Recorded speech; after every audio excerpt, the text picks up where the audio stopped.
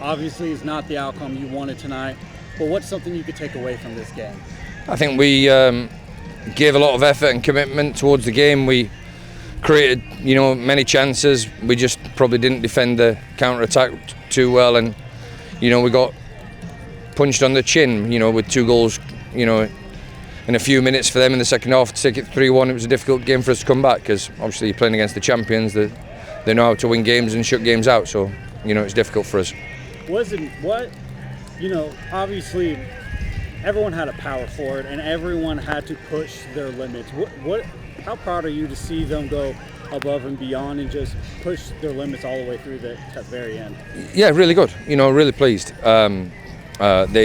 They'll always fight to the end. That's something of what we've tried to create with our identity. We want to make sure that the supporters know that we're pushing all the way towards the end for the jersey, just like they do when they cheer us on. So we want that. I just think we need a little bit more quality in the final third with the final pass. And that'll come as the season goes on.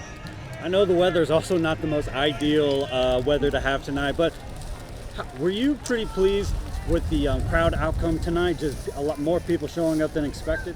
Yeah, I mean, if that's the case, then yeah, I mean, really pleased that people want to come out and watch us play. So that's good.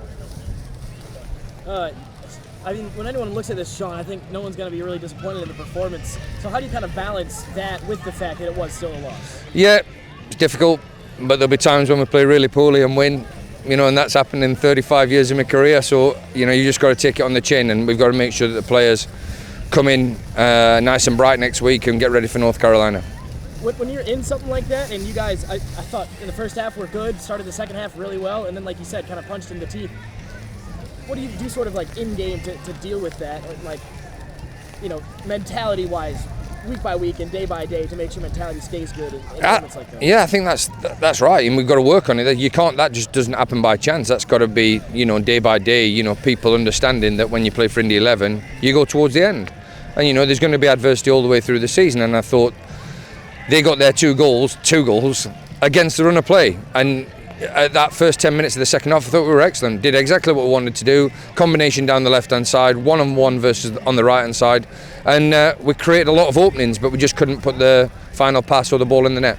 Is it fair to say that you like the effort that you saw throughout the 90? Yeah, effort, commitment, everything else. I'm really pleased that the new players got a start.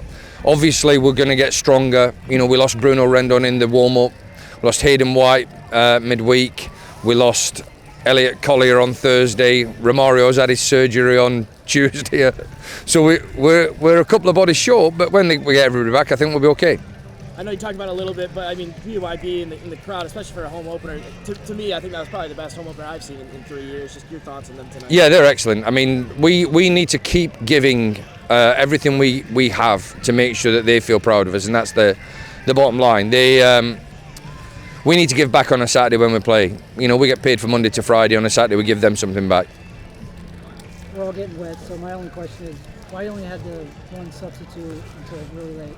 I think it's difficult when I was looking on the bench. Everybody was playing well at that time. There wasn't really anybody that was struggling with fatigue, and tactically we couldn't change anything. If any changes, it would have been 1-for-1. A body for a body. And because people weren't struggling physically and we had the ascendancy in the game and they were sitting back, it was more important that we kept the players that we thought were going to start the game and win the game. They were playing okay, not fatigued, so I didn't really want to change 1-for-1. I maybe was going to think about playing a 3 at the back, but it sort of morphed into that anyway with the way Aidan Stanley pushed forward. Would that have changed if you had Collier and you?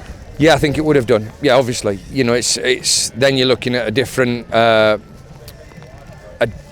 challenge for the opponent when two players come on who are different than what we've got. But when I looked at the side of the field to people to make change, it was very similar to what we already had on the pitch, so it was difficult to make a change.